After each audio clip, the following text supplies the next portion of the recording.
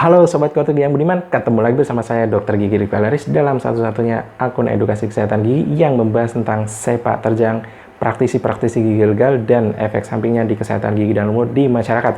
Buat kamu yang belum subscribe, subscribe dulu karena subscribe itu gratis, ilmunya gratis dan membuat kita tetap waspada.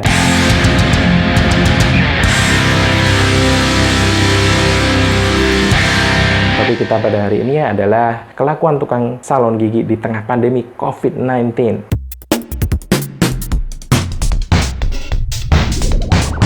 COVID-19 di Indonesia sudah masuk kategori bencana nasional, sedangkan WHO secara global menyatakan bahwa penyakit ini sudah masuk sebagai kategori pandemik. Pemerintah mencanangkan gerakan-gerakan pengendalian penyebaran COVID-19 dengan jalan physical distancing, kemudian stay at home, dan gerakan mencuci tangan dengan sabun untuk masyarakat.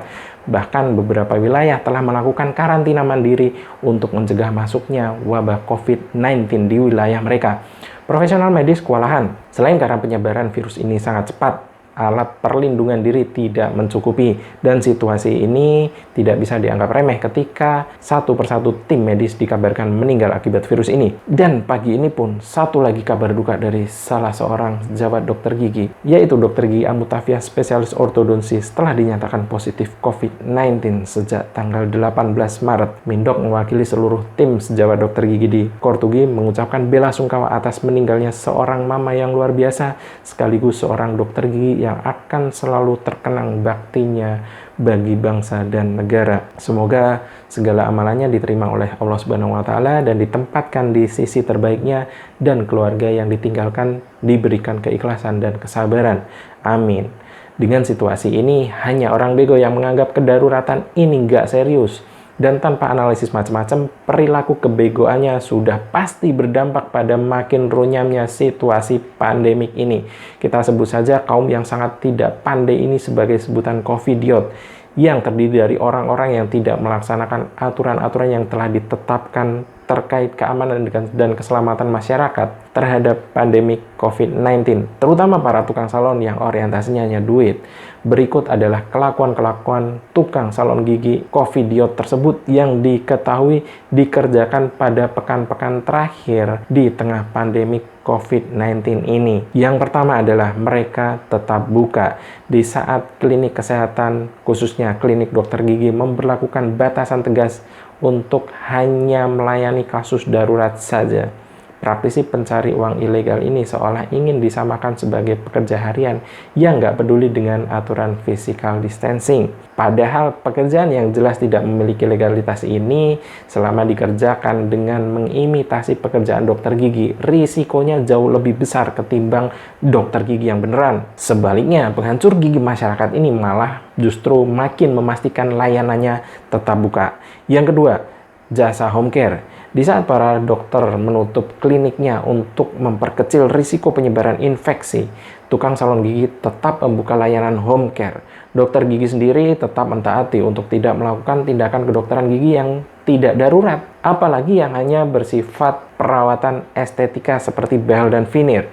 Sebaliknya, tukang veneer ini malah membuka layanan yang sama sekali nggak darurat, nggak legal, dan membuat orang harus keluar rumah. Double combo covidiot starter pack ada di dia semua. Meski memakai istilah home care yang terkesan sesuai dengan anjuran pemerintah untuk work from home, layanan di rumah ini tetap saja mewajibkan baik operator atau pelanggannya keluar rumah untuk menuju ke tempat yang disepakati bersama. Kemudian yang ketiga, jasa layanan luar kota. Situasi di masyarakat semakin protektif.